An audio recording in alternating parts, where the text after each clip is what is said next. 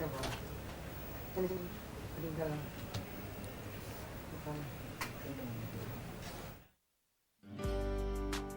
यात्रा, इस पर्व की तैयारी में भक्त महीनों पहले जुट जाते हैं। भगवान जगन्नाथ की रथ को सजाना, संवारना, रंग रोगन करना भक्तों के लिए सौभाग्य की बात होती है।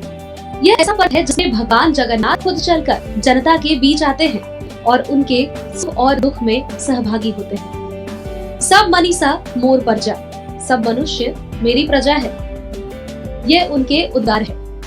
ऐसे तो रथ यात्रा कई जगहों पर निकाली जाती है, लेकिन भारत के उड़ीसा राज्य का पुरी नगर हर वर्ष इस अनूठे और विशाल धार्मिक उत्सव का साक्षी बनता है और जगन्नाथ यात्रा खास तौर पर यहाँ बड़ी ही भव्यता से मनाई जाती है। भगवान जगन्नाथ की रथ यात्रा। रथ यात्रा का उल्लेख स्कंद पुराण में मिलता है। यह न केवल भगवान जगन्नाथ की गोकुल से मथुरा की यात्रा का प्रतीक है, बल्कि यह समता और सार्वभौमिक भाव का संदेश भी है, जिसमें हर वर्ग और धर्म का व्यक्ति उनका रथ खींच सकता है। रथ यात्रा में भगवान जगन्नाथ अपने मंदिर से बाहर आकर नगर भ्रमण करते हैं और भक्तों को दर्शन देते हैं। हजारों भक्त भगवान के रथ को खींचते हैं। इस दिन भगवान जगन्नाथ, बलभद्र और सुभद्रा मंदिर से निकलकर गुंडीचा मंदिर, उनकी मौसी के घर जाते हैं। 9 दिनों तक वहां वे रहते हैं और फिर बहुधा यात्रा यानी कि वापसी यात्रा के द्वारा वापस श्री मंदिर लौटते हैं। क्यों शुभ माना जाता है रथ यात्रा की रस्सी को छूना?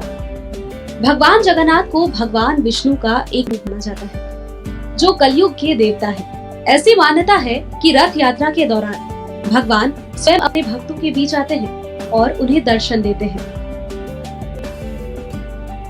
रथ की रस्सी को छूना इस दिव्य यात्रा का एक अभिन्न अंग बन गया है, जिसके पीछे कई धार्मिक और पौराणिक मान्यता है, जैसे मोक्ष की प्राप्ति, पापों का नाश, शुभता और समृद्धि, मनोकामना पूर्ति, भगवान से सीधा जुड़ाव।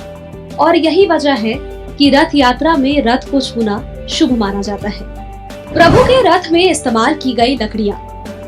भगवान जगन्नाथ की मूर्ति के साथ ही उनका रथ भी काफी भव्य होता है। इसे बनाने में काफी वक्त लगता है। इसके अलावा भगवान जगन्नाथ की यात्रा के लिए बनाए गए रथ में फांसी, धौरा, सिमली, सहजा, मही और दारुक नाम के पेड़ की लकड़ियों का इस्तेमाल किया जाता है। रथ यात्रा के दौरान भगवान जगन्नाथ, उनके भाई बलभद्र तथा बहन सुभद्रा के रथ, नंदी घोष जिसमें 16 पहिए होते हैं, ताल ध्वज जिसमें 14 पहिए होते हैं और दर्प दलन पद जिसमें 12 पहिए लगे होते हैं, भगवान इनमें भ्रमण करते हैं। यात्रा के बाद रथ को कहाँ रखा जाता है?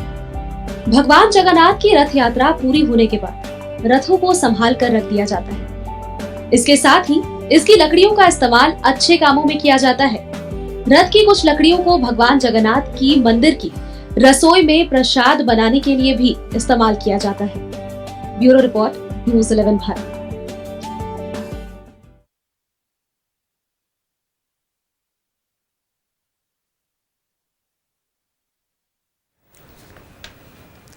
तो कल भव्य रथ यात्रा निकाली जाएगी। रांची की तस्वीरें आप देख रहे हैं। जगन्नाथपुर में जगन्नाथ रथ यात्रा निकाली जाएगी। तैयारियां पूरी हो चुकी है और ऐसे में मान्यता ये भी है कि भगवान जगन्नाथ के रथ को छू लेने से मात्र या उनकी रस्सी खींचने से पुण्य की प्राप्ति होती है।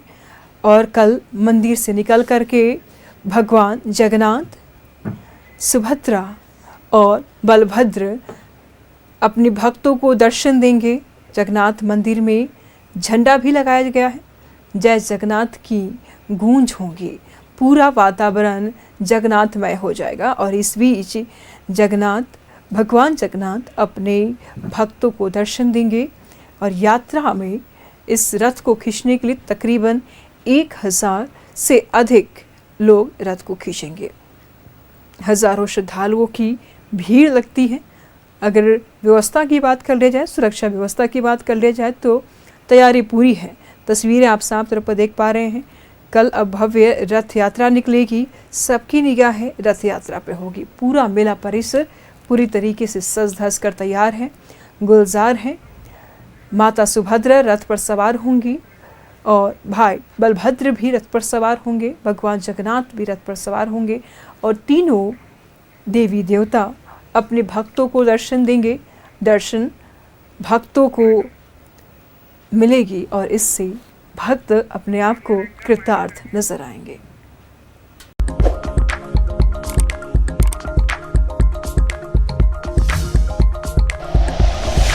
Like and share videos, subscribe करें हमारा चैनल और प्रेस करें बेल आइकॉन। न्यूज़ 11 भारत, सच है तो दिखेगा।